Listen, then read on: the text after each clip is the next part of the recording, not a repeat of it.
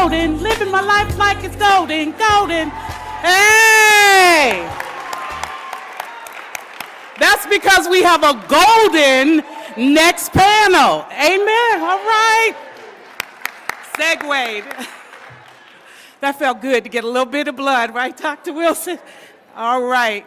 Well, it is just an honor and just a privilege to be here with you, to be asked in my 4.5 weeks of work here at Children's Defense Fund to kind of level set, ground this next section for us. I've had a wonderful time. I hope you have as well. Awesome, awesome. And so, you know, if you've seen me jumping around trying to get and learn and receive everything that has gone on yesterday and gone on today, and it has just been rich. I don't know about you, but can't you just see a word cloud? Can you see a word cloud? What kind of words have resonated? Have you heard? Audacious. What? Come on. What? Joy. Reckless. Take risks. What else? Yell it out. Money. Freedom. But one other word speaks to me, and in my theological self, I want to teach you a word that we got from Howard School of Divinity called anamnesis. Yeah. Bishop told us this word as we understand it. It's a word that simply means to remember. Anamnesis. It is the opposite of amnesia. And so I want you to journey with me just for a brief moment and think back to that. You might not know about it. Hopefully we have some books that aren't banned that still tell the story. But it was an August day in 1963, right? Let's remember. It was a hot day. And it was right here, a few blocks from where we stand, right? Where a gentleman was flanked by all these amazing people at the Lincoln Monument. You've heard about that day? That day for some people was known as the day that Reverend Dr. Martin Luther King gave what we like to call the I Have a Dream speech, right? But this speech was an address that was made for the Poor People's March on Washington. There was a lot of planning that went into this day. Planning from persons who look like you and I, diverse. There were persons who represented the LGBTQITI+S+ community, meaning spiritual. If you didn't know that, I learned that the other day. There were persons who were female, like Fannie Lou Hamer. There was Abraham Heschel, Jewish, who contributed to this speech, the thought, the intellect, the brilliance that was being poured into this speech. There was a man named Bayard Rustin, outwardly homosexual, but this march could not have happened if not for him. But there was a contralto voice in that crowd, deep down in that crowd, who said, "Tell him about the dream, Martin. Tell him like you told me." And for those of you who don't know, that's kind of, let them picture mind, if you will. Let them imagine. You know, we theologians talk about sacred imagination, but she wanted him to tell it like that kitchen kind of fried chicken tell it, right? Right? Tell him about the dream, she said, Martin. Tell him like you told it. And at that moment, Martin Luther King goes into this extemporaneous speech, which you and I have been gifted, and we know as what? I have a dream. Little, or few, I should say, know that it was a woman who was praying a motif about a dream, right, by the name of Reverend Dr. Prathia Hall, where Martin first heard that dream motif. Well, now walk with me because we're in 2021. You gotta get out of my head. And here's yet another one, led by the Holy Spirit to go and listen to young folk. People, the board was saying, hey, I'm gonna call you by your first name, I'm not disrespecting you, Dr. Stosky, but he said, what's your vision? And he said, I don't have a vision yet, I need to get a view. And in order to get a view, I need to go to the ones who are most impacted by the circumstances and situation. And so he embarked not on taking in what he saw, but listening to what opportunity youth and children and young people and parents and citizens and those most impacted on the ground were saying about what their assets were and also what their needs were. And so that has informed largely why we have these 5 policy zones, why we have this amazing policy summit with all of these thematic areas that we're looking into. Yesterday, we learned about the what, did we not? We learned about the lived experience and the need for lived and learned experience. We leaned in, we listened, and we are now being asked to ladder up. Ladder up is an action. It means to, in some ways, if you can imagine, it means to roll up your sleeves, you know, and to get things done. That's the uncomfortable part, because it's easy to listen to some extent, listen and hear and then leave. Listen and then leave. But not here, not in this sacred, in this brave, in this safe space. We're being asked to roll up our sleeves and to dare to ask how. How do we do this? How do we apply all of these things that we have learned, these beautiful quips and almost poetic lines that we've heard all these brilliant people say? But here's the thing, it's time to apply the what. It's time to move away, and that's what this section is about, moving away from the whiteboarding, the storyboarding, and moving to the how, operationalizing, activating, putting into action the fact that we will need to not only get to work, but we've got to get to work in a certain way. When we go into these spaces, we need to dare to be brave to say, I need you to change the way you speak about the people we are so privileged to work with and whom we call neighbors. So I need you to stop saying we need bodies or butts in seats, because in that way you inanimate humanity. That's a simple lift. We're asking that you activate everything that you've been hearing today. Guess what? We have a quick win. It happens on Tuesday. It happens on Tuesday. It's election day. Now, I'm in Virginia, and so maybe you're not affected. But Virginia has a vote. We're going to mess some people up, right? So I don't know about you, but I'm going to apply my how on Tuesday. Now, my president, he's not yours, my president and CEO told me I don't have to come in Monday. He told me that. And so I'll be well rested on Tuesday to go activate and change some things. What about you? When you get back?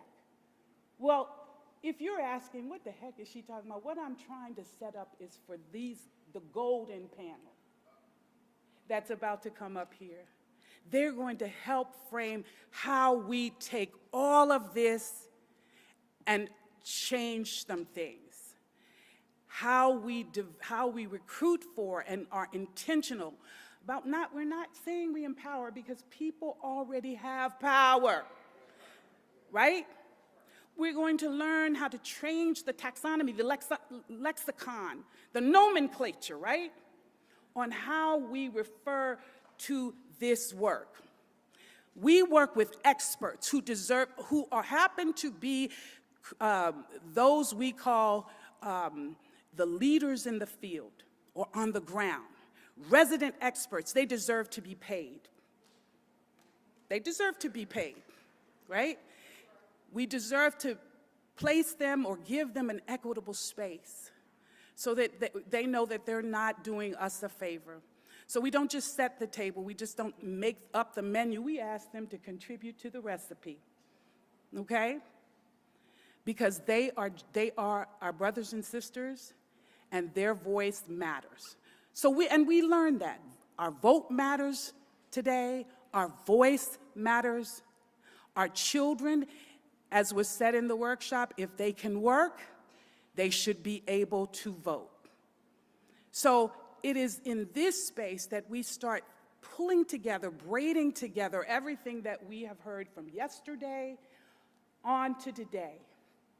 And in this way, when Reverend Dr. Martin Luther King said that he envisioned a world where his children would be judged by the content of what?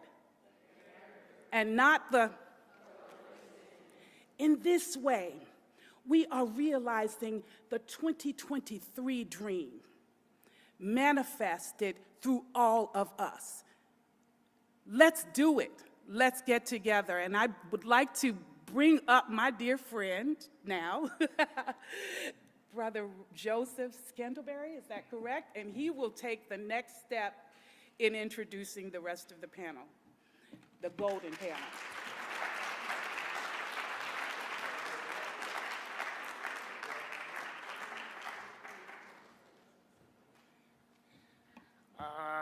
So I have to start with an apology.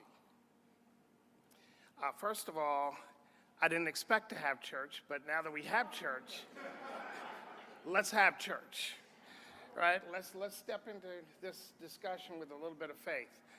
Some time ago, I met Starsky's predecessor.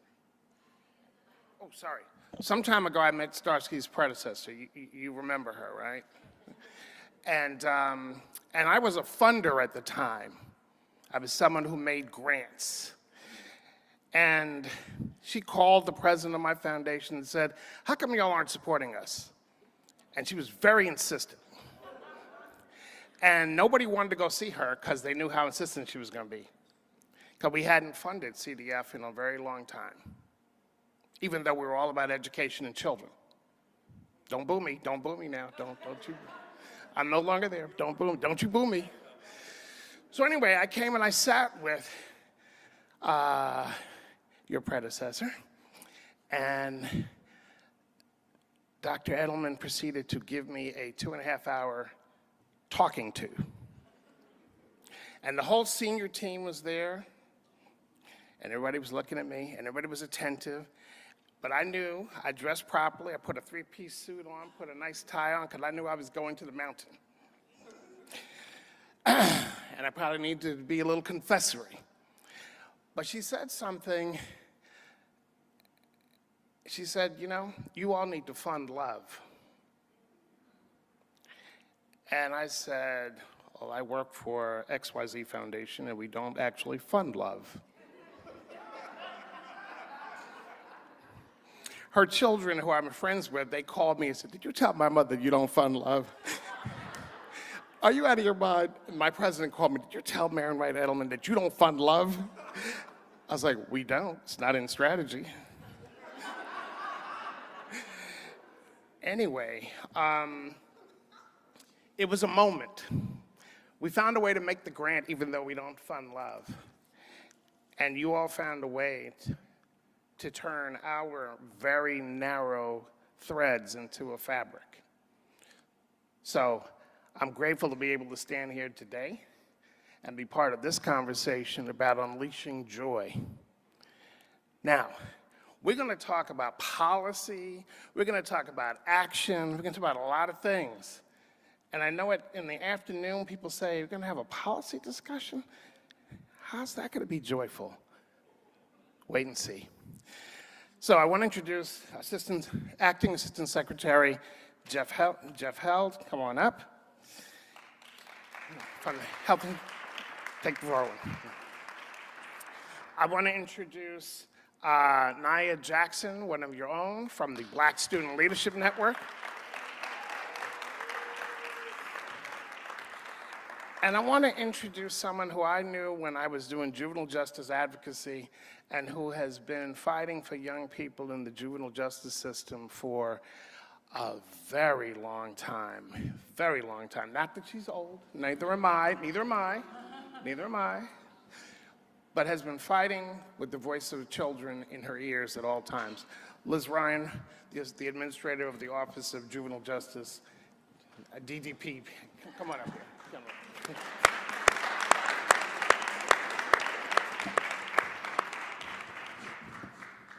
Thank you, Joe.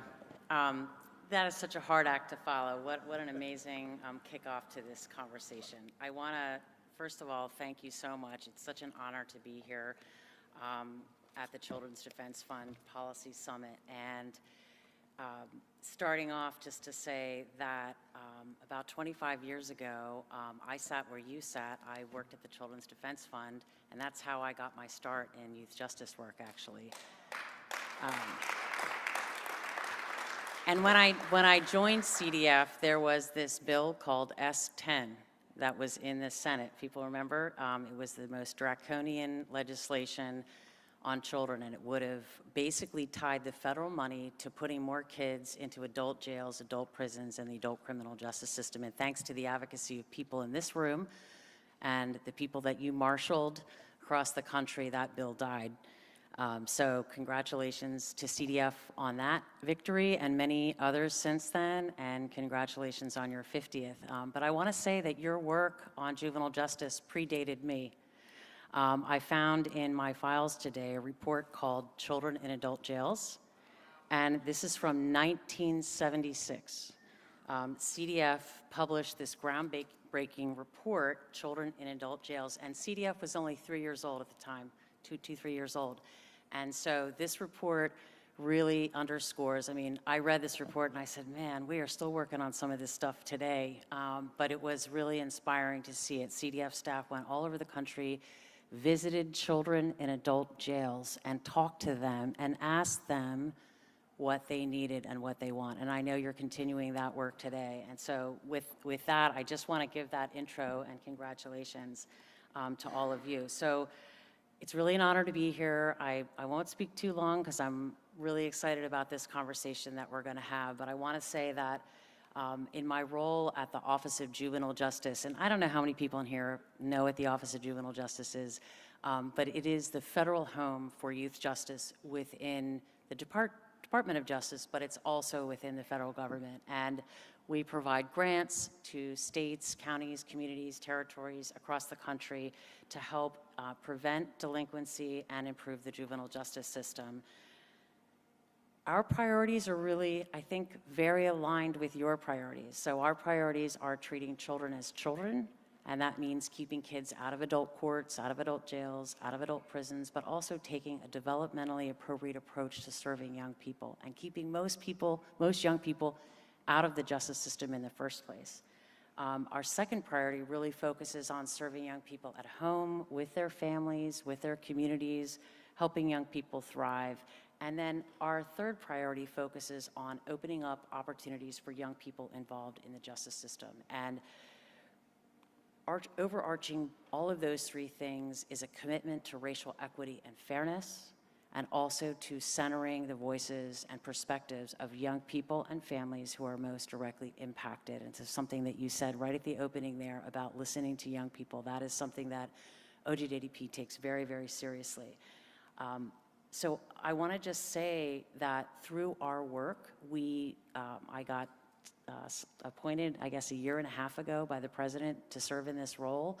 And I started off with listening sessions across the country virtually, because it was during the pandemic, but really hearing from stakeholders in the field, what should we be doing? And that really informed our priorities and our implementation of those priorities. And so OJDP created a youth and family partnership work group right off the bat with folks across our agency to make sure that we would be implementing ways to ensure that young people and family members who are touched by the justice system have a way to have a meaningful participation in our work. And so since then, all of our funding is tied to ensuring that young people are at the table. So every single funding proposal that we invited people to apply to, you have to tell us how you're working with young people and family members who are directly impacted. So if you want resources from OGJDP, you have to tell us that. And then when the grants come in, we have people who review those grants, many of whom are now young people who have been impacted by the justice system. And they're part of the team of people, and they are compensated, fully compensated, just like everybody else who's a peer reviewer to review that. And we actually asked our colleagues at HHS and the Children's Bureau how to do that, because we've heard they've done that really effectively. So we are taking these kinds of steps. We will soon be announcing a Youth Justice Fellowship.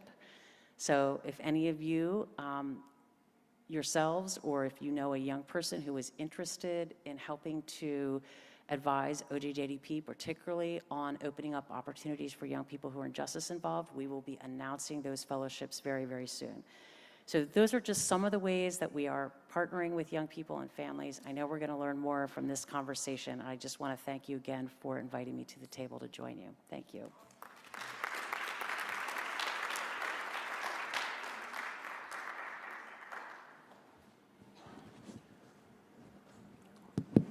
Okay, so the one thing I didn't do, and I always forget to do, is introduce myself.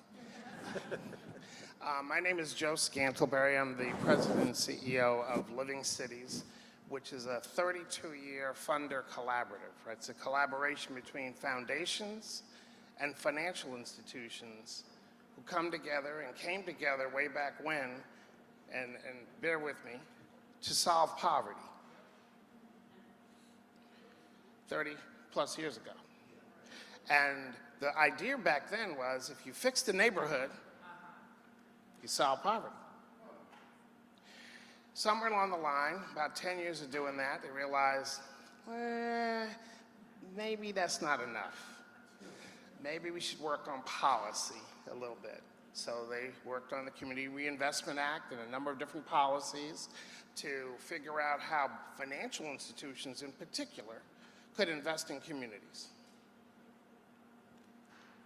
Still not quite there.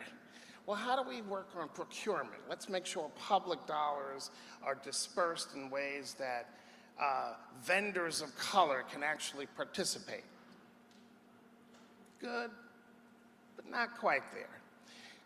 And then they started asking, so we're doing all of this philanthropic investment, foundations, big, little, financial institutions, and we're not making a difference. We're not satisfied with the difference we're making. What's going on?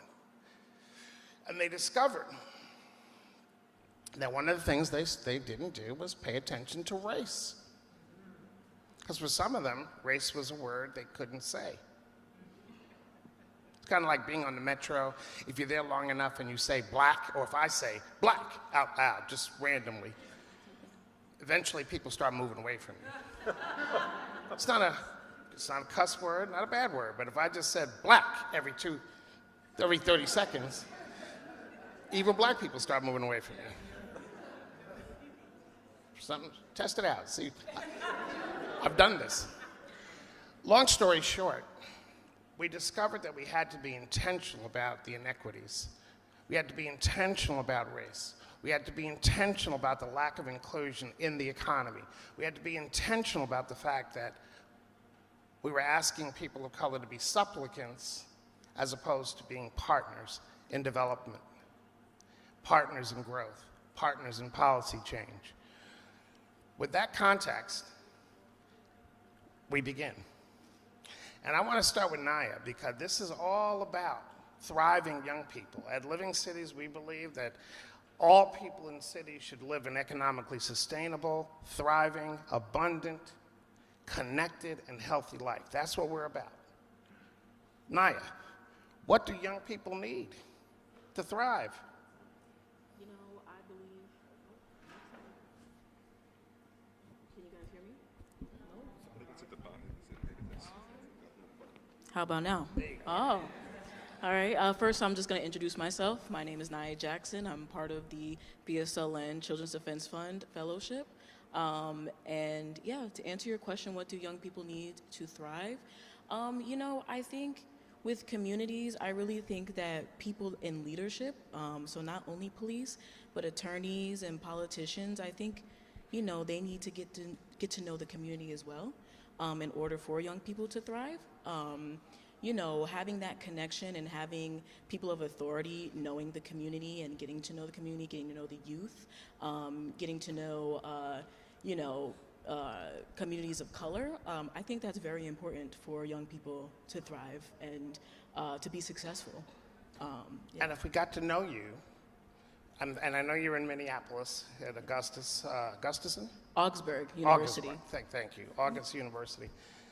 When you and your peers get together, or when your peers in the leadership network get together, what is it that you zero in on, that you say, they can't see this? They, whoever they are, could be me, right? I'm 60.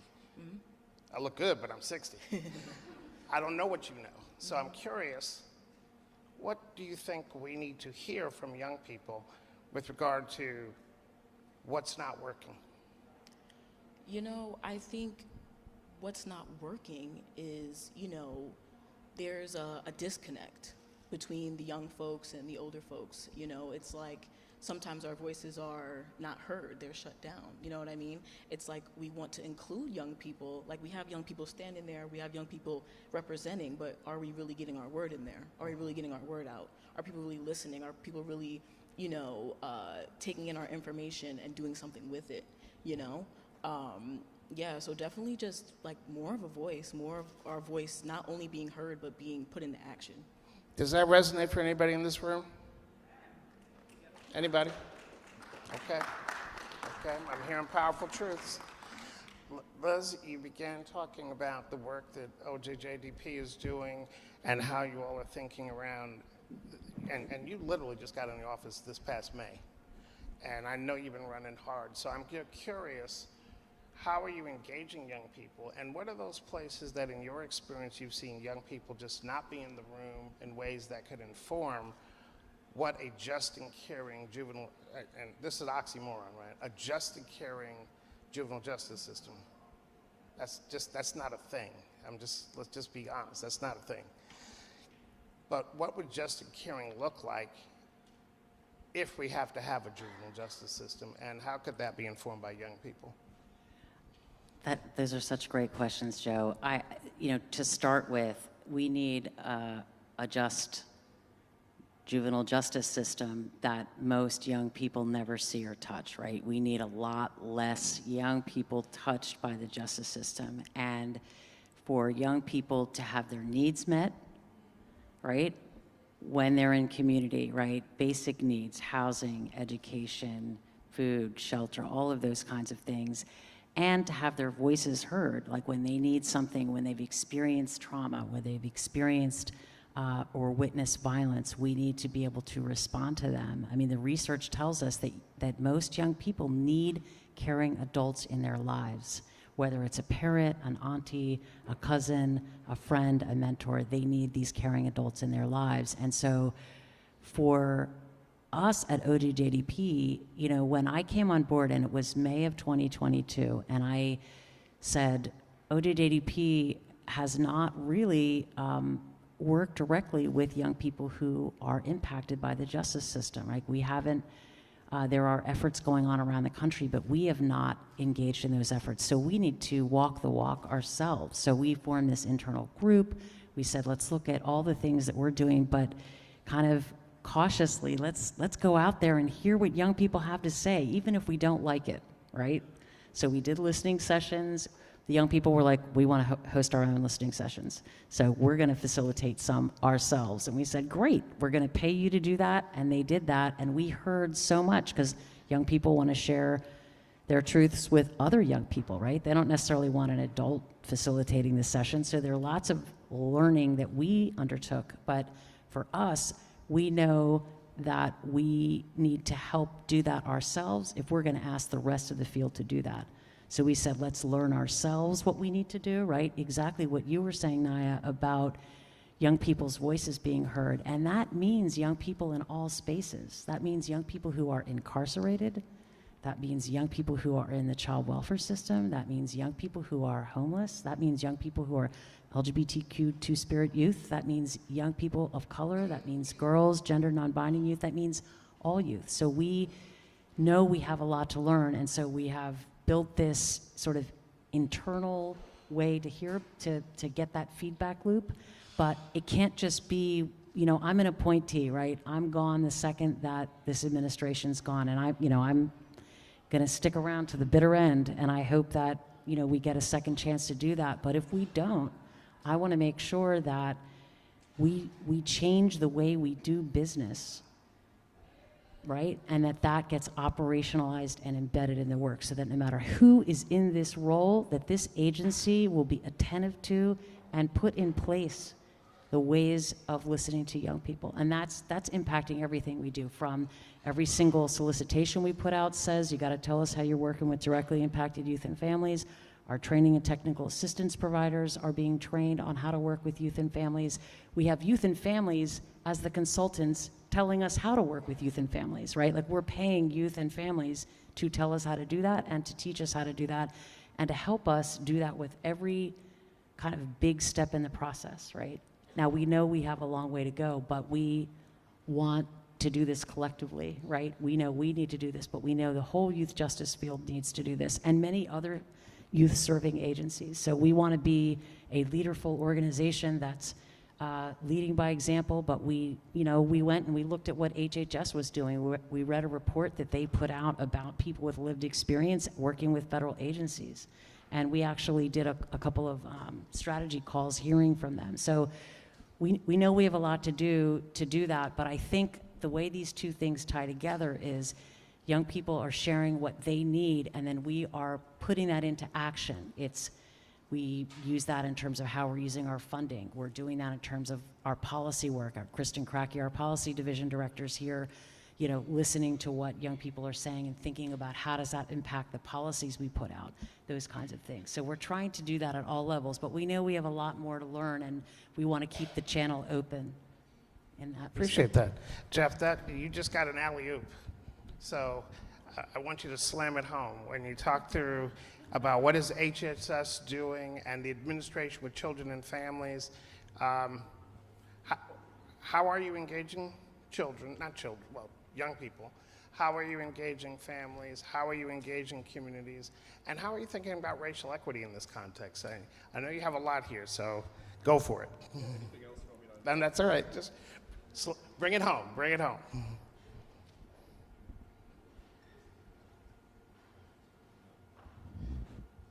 You know, swap. Hold on. I think I'm over. Good.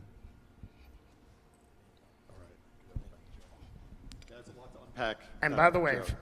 for those of you who don't know, HHS is Health and Human Services. Yeah. Okay. And the agency I help to run is the Administration for Children and Families. So we're child welfare, Head Start, income assistance programs, and a bunch of other things. And I appreciate the shout out, Liz. We've really put lived experience at the center of everything we do. I think Liz mentioned some of the levers, but particularly in the child welfare space, we have a former foster youth advisory group that really, our task to them is tell us what we need to do differently, right? I think we've seen a system created that is focused not on keeping families together and strong, but on family separation. What do we need to do to change that? And the young people have told us some of those solutions. I think we're also trying to take every lever and tool we have, and a big one, which you mentioned, is the funding we put out. So how do we take that funding and say to communities, you tell us what the solutions are, and we're going to provide that funding. So we did that this year through the Children's Bureau. We had a first time we've ever done a community-initiated grant where we went to communities and said, you have the solutions, you tell us what your community needs to keep children out of foster care, to keep families together, versus us telling communities, here's the program, you tell us how you fit into this, right? And so one of the things we need to do is take our funds and mold them around communities versus the other way around. And a lot of that is just listening through folks who have had experience in our systems. You know, one of the things we talk about every day, and Joe, you mentioned equity, you know, we have the number one thing in our strategic plan is addressing racial equity. And it's the number one thing because it cascades to everything else that we want to do. And it has to infuse every single decision we make, whether that's policy, process, or people. That's why it's number one. And so through that work, each of our program offices has an equity action plan. Cheryl, you mentioned laddering up, right? It's one thing to say a bunch of nice words in a strategic plan, show me what you're doing. And so this is the way we hold our staff accountable for show us what you're doing. So a few examples of what that looks like. One is what we do with our regulatory agenda, right? So these are the places that we can act without Congress. So at the end of September, we put out 3 child welfare rules. One would protect gay and trans kids in the child welfare system, right? So what that proposed rule says is every child, no matter their background, gets a safe and appropriate placement that affirms their sexual orientation or gender identity. That means no more conversion therapy. That ends with this administration, right? The other thing we did is we put out a rule that says we're going to treat grandparents and other relatives who want to take care of a kid in the foster care system the same as a stranger foster care provider, right? So that person doesn't need to jump through all the same hoops that someone else does, right?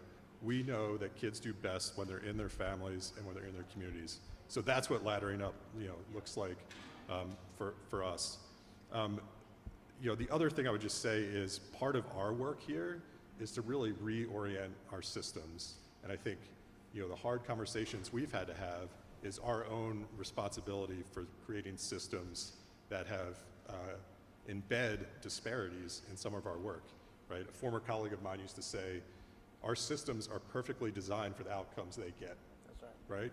And so if we have a system that has terrible outcomes for black kids, that system is designed to do that, right? Yeah. It's designed to get those outcomes. So our work is really reorienting what those systems are. So how do we take a system that was re-traumatizing folks and turn it into a healing system? How do we take a system that takes families apart and strengthens them, right? And so that is the cultural change that we're having within ACF, and it's the challenge we have every day to reorient our thinking around that framework. So thanks for the question, Joe. Jeff, I appreciate that, and I want to just bring some nuances. Now, Liz described herself as an appointee. You're a career employee, right? Or you're an appointee? I turn into a pumpkin too. You turn into a pumpkin too, okay. So the struggle really is always how we change the systems with the people who are there while they're waiting for the next bus, right? Like, because they know eventually y'all gonna leave and keep on going. I'm curious, because when I think about 50 years of Children's Defense Fund, I think about generations of advocates who had plans in 1970 what? 76. And those plans are still unfulfilled. Now, that sounds like a downer, so everybody just just breathe for a minute, breathe.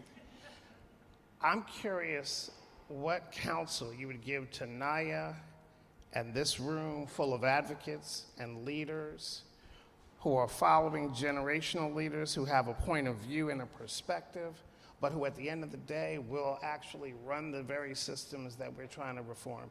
I'm curious what counsel you have for them. Whole room. This is free advice. You don't have to pay for this. Hold us accountable. How?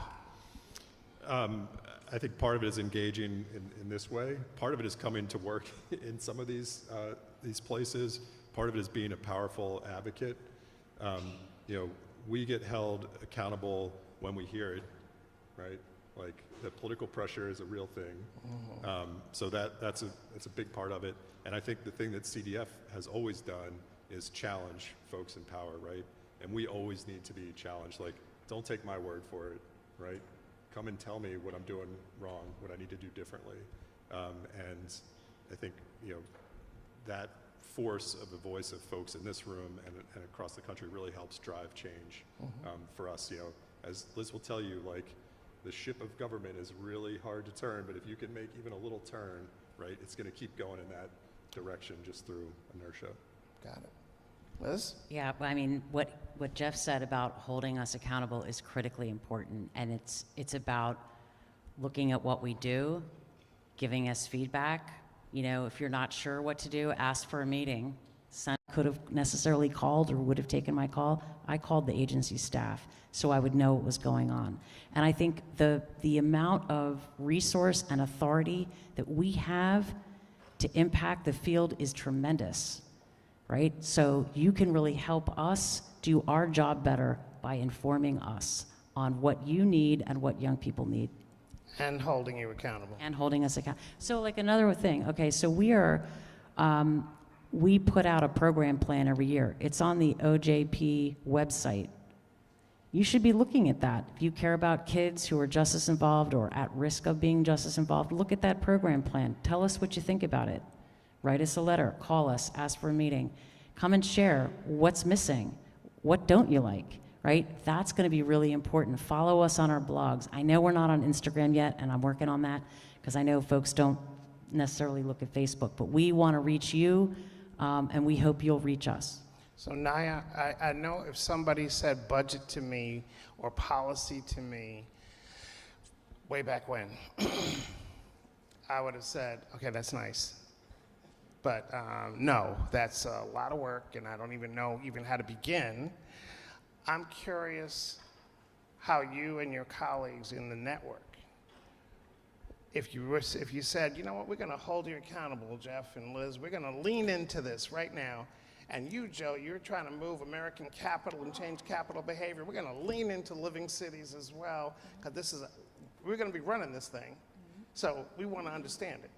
My question is, where do you go for that insight? And if you don't know, what would you demand? What do you think you and your colleagues and all the young people in this room, frankly, want, need, desire in order to really own the car that we're having you drive in the passenger seat? Like you're not even in the front seat half the time, you're in the back seat, but you're intending to drive the car. What would you ask for? What would you demand? Like Jeff was saying, being held accountable and what we were talking about in the beginning, like, for example, foster care, foster children, you ask the source. Now that you're being held accountable, you go to the source and you say, hey, what happened when you were growing up? What's wrong with this system? And how can we, now that we're being held accountable, how can we change that? Talking to the source, right?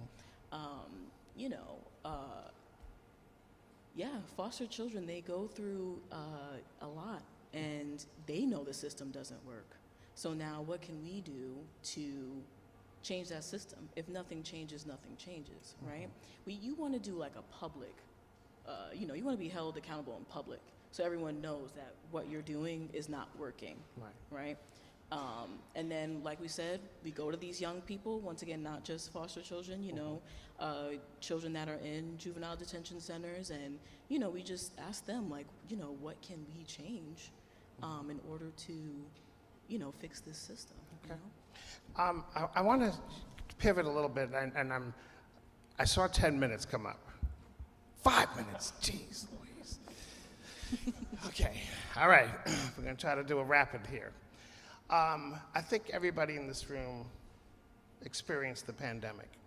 Yes. Right? Everybody here is aware of it.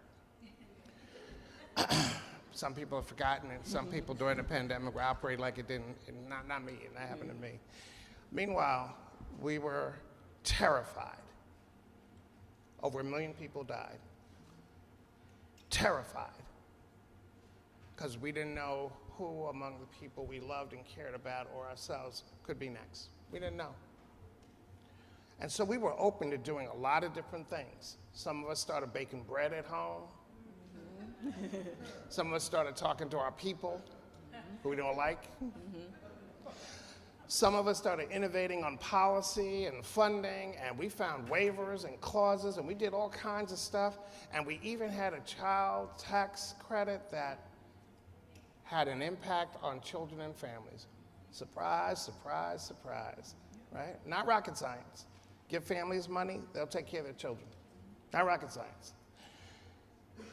What gives you hope, Naya? And this is for everybody. What gives you hope that we can continue to be innovative in that way going forward versus, well, we can go back to what we always did, even though we're getting the same results we always had? What gives you hope? You know, what gives me hope is young people, you know, us making that change. You know, we see these generational things, you know, people doing the same thing, continuing the same patterns, and seeing that that's not working, right? And young people now, especially like social media helps a lot too, you know, saying, hey guys, this is not working, we have to change this system. So it really, you know, people my age and young people really give me hope that, you know, we can be more innovative and that, you know, we can, you know, seeing that giving money to families was working, you know what I mean? You know, some people, you know, they think it should be put on a card to be used for a specific thing. But I think, you know, if we trust each other and, you know, trust the process, that, you know, we can have hope that it can be accomplished. Fantastic. So. Jeff? Sorry, Jeff. Waiting for the applause. I think a few things. I mean, one, we don't have another choice, right? Like, this is the work we have to do.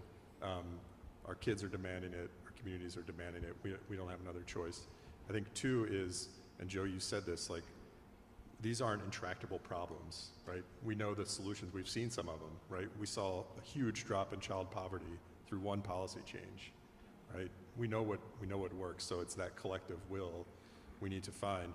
And then the third thing that gives me hope, and I served in the Obama administration as well, and I would tell you, I would have never gotten permission to come to a panel like this and say equity and racial equity over and over again, right? And so that has changed because of people in this room and others who have allowed us that space to do this work. And so that gives me hope too, that we're moving in the right direction. Liz? I mean, I would echo what Naya is saying about young people. Like when we have young people come and talk with us, I just feel like the energy, the enthusiasm, the concrete, tangible solutions, like this is not knowable, this is knowable. Like these things are tangible, we can realize this. And what I've seen people in this room, organizations like CDF and other organizations do for so long is make those policy changes. I mean, when I came into the youth justice space, there was the draconian S10. I mean, things were, you know, every single state, almost every state had passed a law to prosecute more kids in adult criminal court. And through collective action over many years, the youth justice field was able to fundamentally reverse that, right? And so, and that's just one thing, right? There's many, many things, but it is these policy efforts that I think people can really engage in. And again, it starts with young people identifying what some of those issues are and us working collectively together at all ages on trying to implement the solutions. So I have 1 minute, so I'm gonna max this minute. One, I wanna thank this panel. I wanna ask you all to thank this panel. Thank you for taking us deep.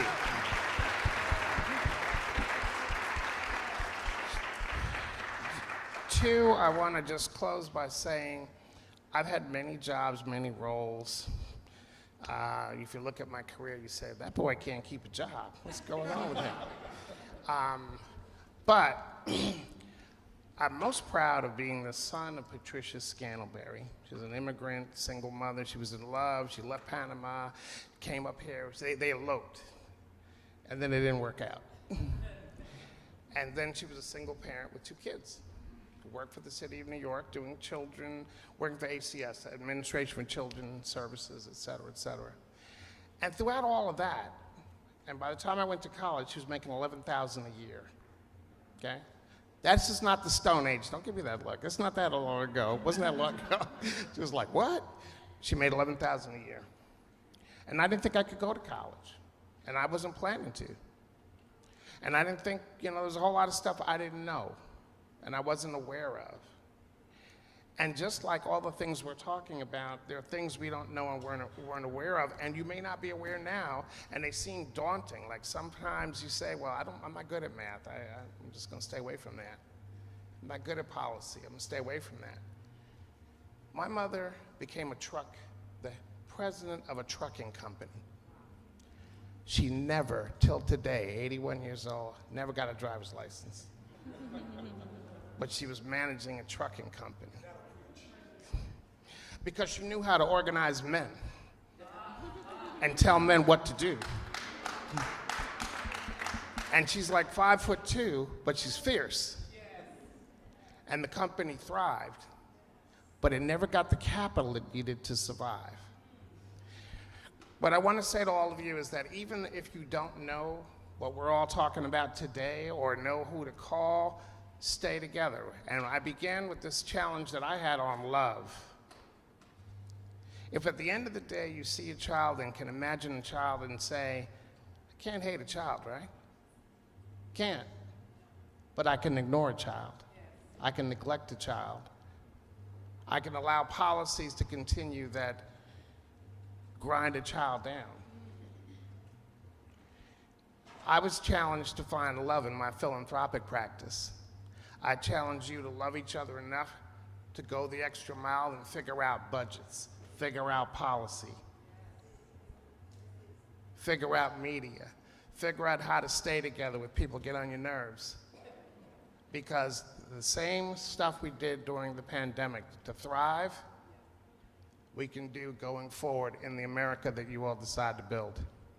Thank you.